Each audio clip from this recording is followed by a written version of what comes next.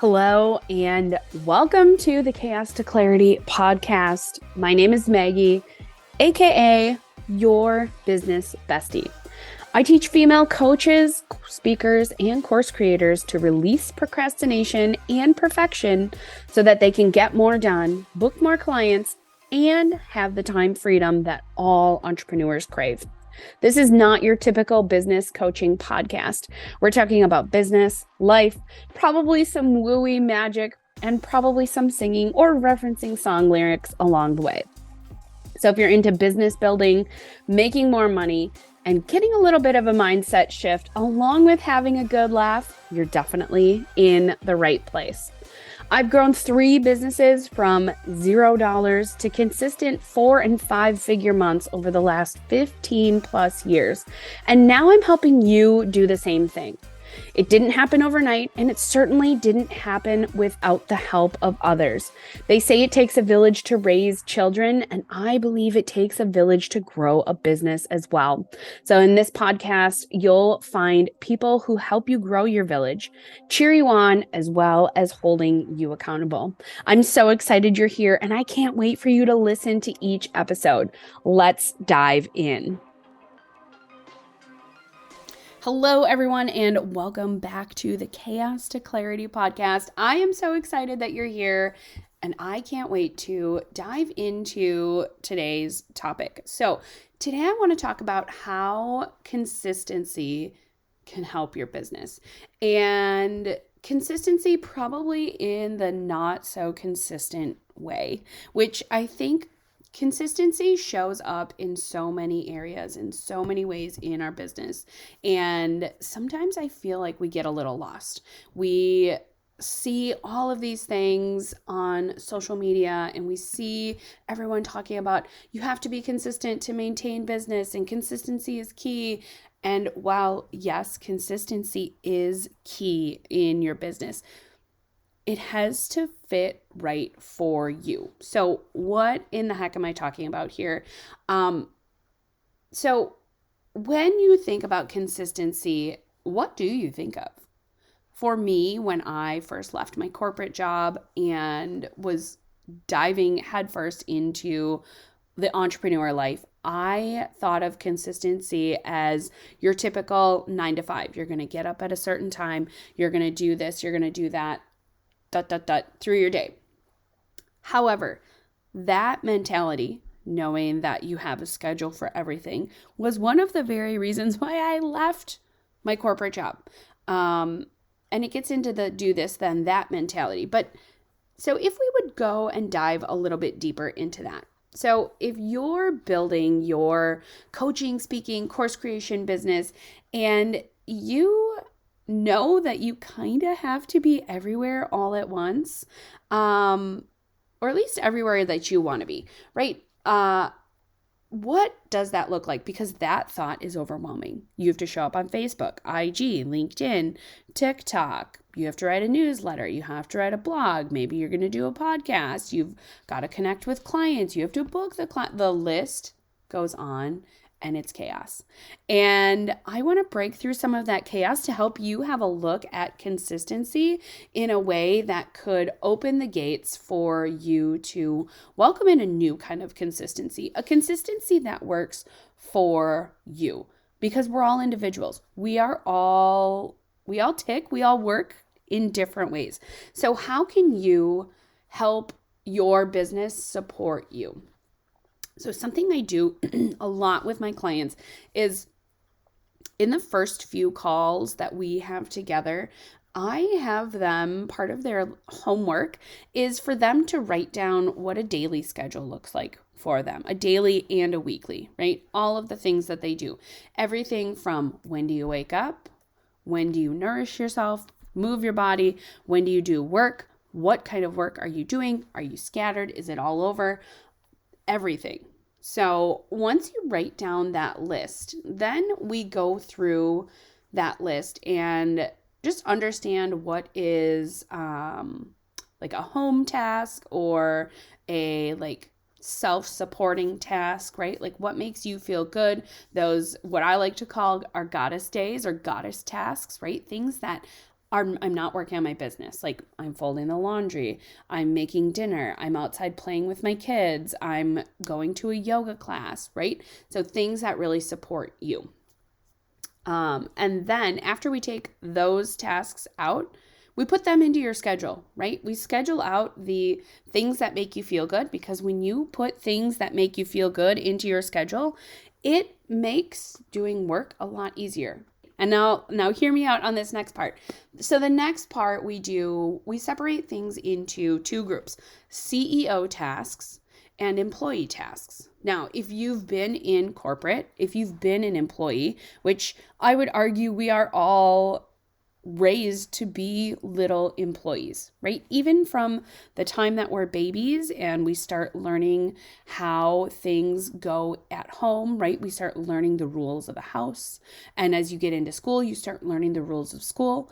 And then when you graduate school, you get a job and you learn the rules of your job, right? It's the do this, then that mentality, which can be very helpful. So as an entrepreneur, you have to juggle the employee as well as the CEO. So being able to write down all of those tasks to say, okay, I'm going to do things that are working on moving my business forward. That's a CEO task. Some of those bigger tasks, some of those, right? Like getting out of the office to go and dream about where is it that I want this business to go? How am I going to manifest and navigate my way there, right? So creating those manifestations, those big dreams, those like, oh my gosh, I see this big, brilliant, bright future for myself. Those are CEO tasks. And just thinking about that gives me chills, because this podcast was definitely part of my big dream CEO task. That I have been like wanting to do. Okay, so we've got things that are working on the business, working on moving it forward, dreaming big, growing big, all of that stuff. Now, the employee tasks. The employee tasks are things that you're working on inside the business, like creating logos, creating content, creating, right? It's a lot of creation.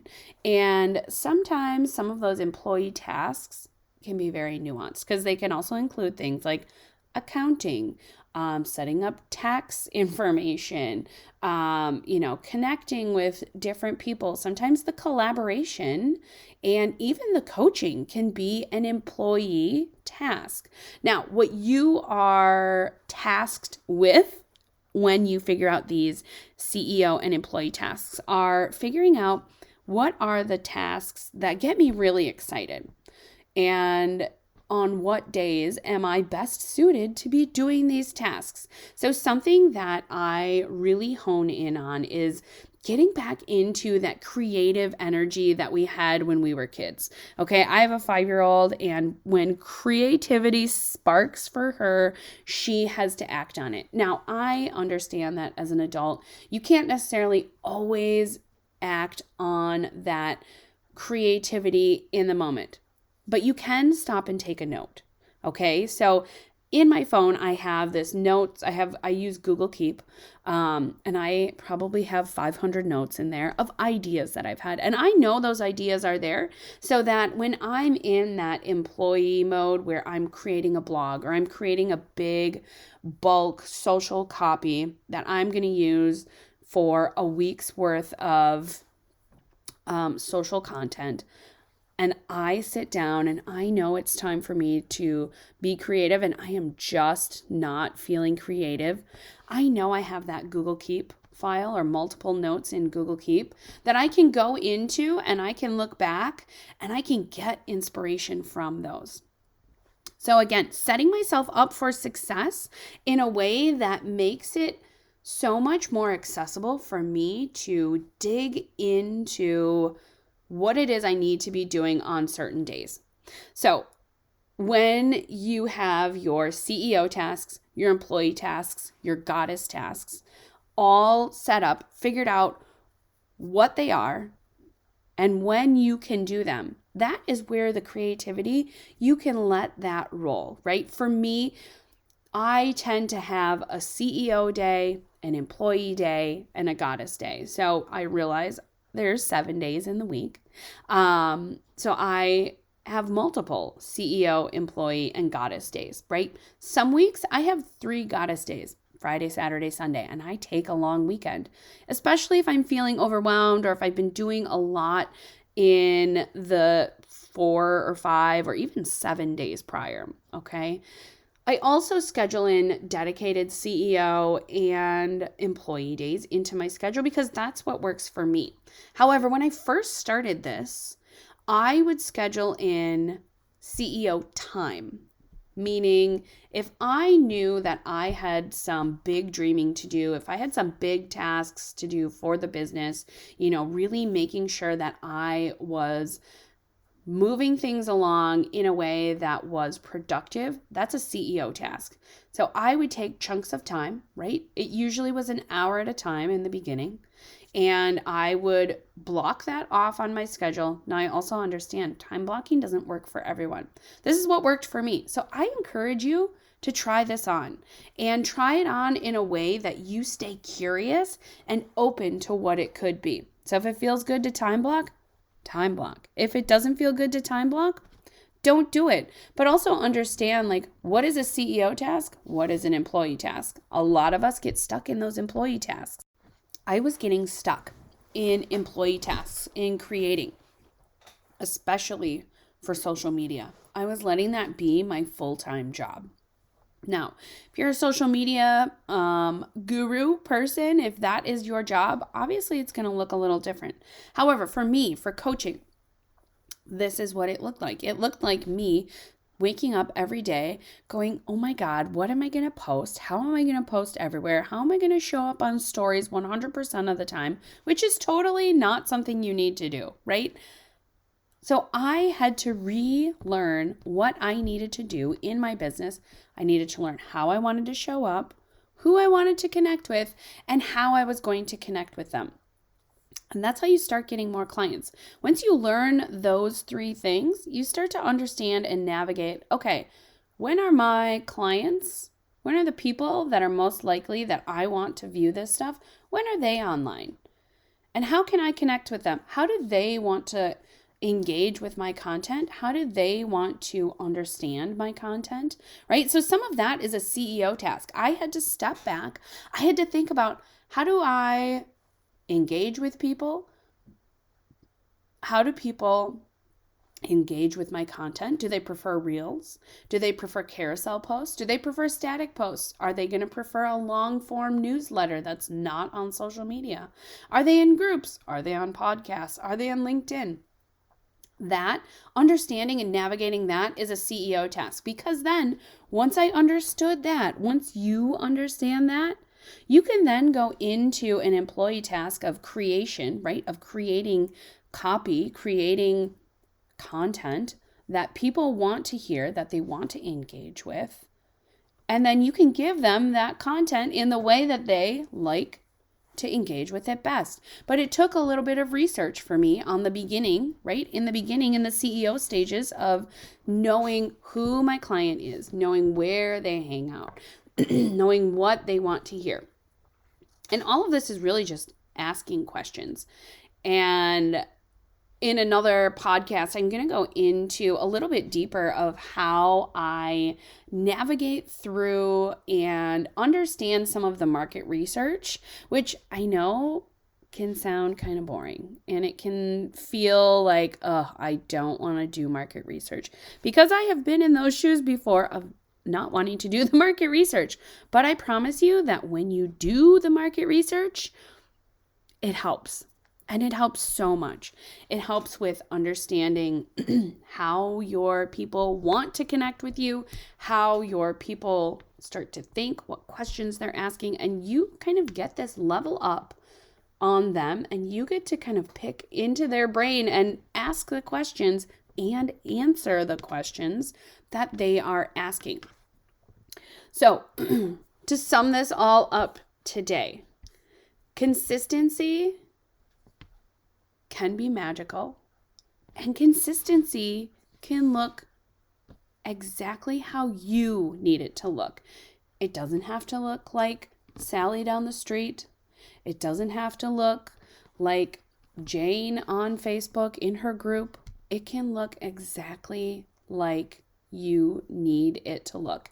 And honestly, there are so many people who are out there to help support you in your consistency and help do some of those employee tasks that take you forever to do, that will open up time, especially if you're a coach, if you're a speaker, if you're a course creator.